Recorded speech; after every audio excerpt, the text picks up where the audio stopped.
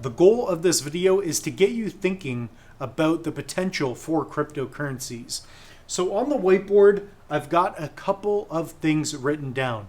Number one, we've got Netflix. Number two, we've got Amazon. Number three, we've got Uber. And number four, we have Airbnb. These are major brands, and I want to get into a couple of reasons why these are similar to Bitcoin and other cryptocurrencies. So Netflix, who hates Netflix the most? What is it about Netflix that has so many people tuning in around the world? Similar to Amazon, why is it that even myself, I'm always ordering things through Amazon? And that's because it is simple, fast, and sometimes cheap. The reason being is because of the friction. It's that much easier to buy something on Amazon. You have a wide selection. With Amazon, you can get access to almost any product, get it delivered if you have Amazon Prime the next day or the next couple days. You can order from your phone. You can be in the shower making orders, perhaps with your friends, your family members, or your neighbors. You constantly see packages arriving. That's because it's convenient, it's faster, it's cheaper, it's better. There are a lot of advantages to Amazon compared to retail. There are always some things that work better in person. For example, Walmart, you can get your shoes, your clothing, your food. You want to do that in person. At least that's the way I see it right now. With Amazon, it's really good for certain products, right? Maybe pencil cases, new pens, these markers, this whiteboard, right? Or perhaps you want to go pick up a whiteboard, then you'll use retail. And for Netflix, who does not like Netflix? Movie theaters. So Netflix, you can get $100 million budget films and stream it to a computer or on your phone, watch it anywhere. The problem with, and we're going to go through what it's competing against, are theaters. Movie theaters are great. It's a good experience. You've got a large screen and it's an event. It's fun. You can go out on a Friday night, go out with your friends, perhaps a date, and you can dress up. You can get the popcorn. You can get the drinks. It's always fun, in my opinion. I like movies. I watched Oppenheimer recently. It was incredible. It looked good. It sounded good. Much better than something where I'm watching it at home. The issue with the movie theaters is the friction. Again, it's much more difficult. You have to drive to a location. You have a limited selection. You have to pay for their food. You're around other people, right? Not as convenient, not as many options as Netflix. Netflix, what they did is they have a subscription model, as a lot of you may know. You have unlimited options. You can watch it anywhere. Again, you could watch it in the shower. I know some people do that. You can watch Netflix at any time. You can pause it. You can rewind it. Watch it again and again and again. Think about that when it comes to Netflix, when it comes to Amazon, when it comes to Uber, right? You can order a taxi from your phone, pay right away. That's another one. With Amazon and Netflix, specifically with Amazon, they have your card information. You pay immediately. When you go to Walmart, you got to deal with people. Another key component to Amazon is that it's easier to pay for things. It is much easier. With one click of a button, you can buy something and get it delivered. You can't do that with Walmart. Can't do that with retail. The next one we have here is Uber. Uber, you can quickly get someone to pick you up and bring you around.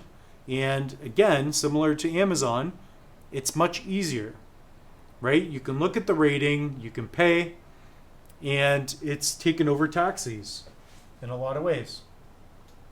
So you have Uber and Uber Eats. So you can order food as well, get it delivered right to you. All right, so think about the friction. It's more convenient. That's what we're getting at. It's more convenient and it takes out the middleman a lot. Think about the friction. Think about the convenience. Another one, Airbnb, right? You can rent a house for a week or a day, whatever it is. Personally, I've never done it.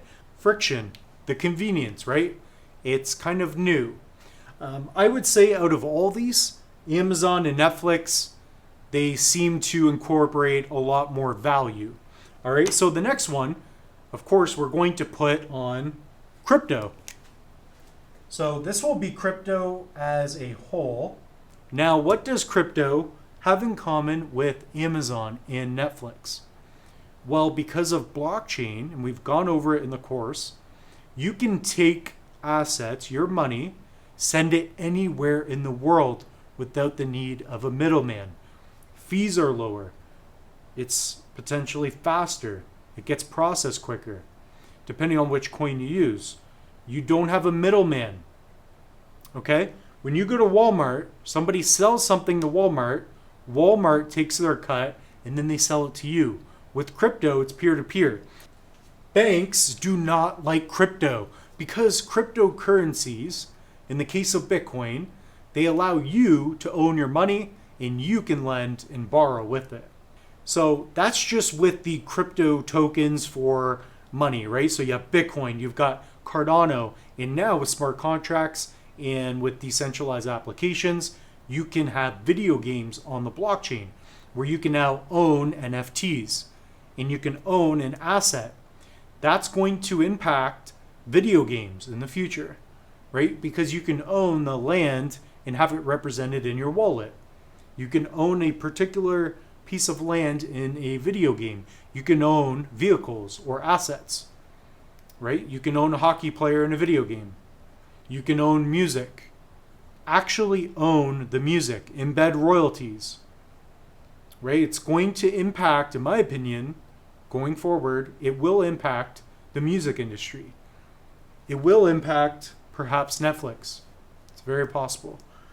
So crypto has eliminated a lot of the issues with banks. It's made sending and receiving money a little bit easier in some ways, right? And it's going to get better. It is software. It's easier to update as well. Cryptocurrencies will get bigger, smarter, and better. With banks, it's good. It's also convenient, right? A lot of people, they don't know how to use cryptocurrencies. But cryptocurrencies will get better. Same with Amazon. With Amazon and Netflix, they've got recommender systems. They recommend products for you to buy, right? They scan your information. They use artificial intelligence.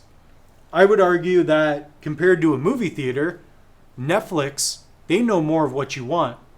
They've got your card and it's convenient. They can bring you more, right? A movie theater, you have to go to it.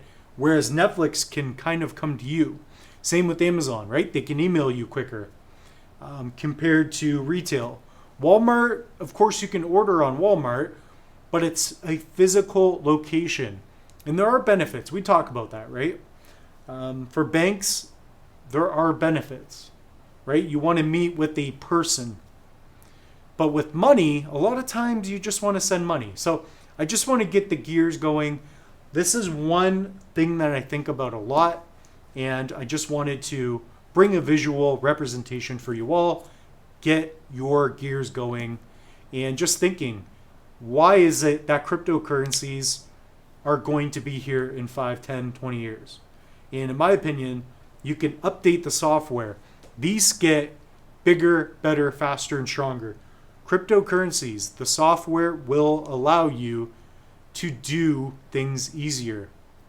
Blockchain is an infrastructure where you can build applications on top of it, right? Ethereum is going to have a lot of applications, right? You're probably going to have NFTs that represent movies and you can send it quicker, verify things, etc. There's so many different things. So I want to keep the video short enough. That's all we have for you in this one. We'll see you in the next one.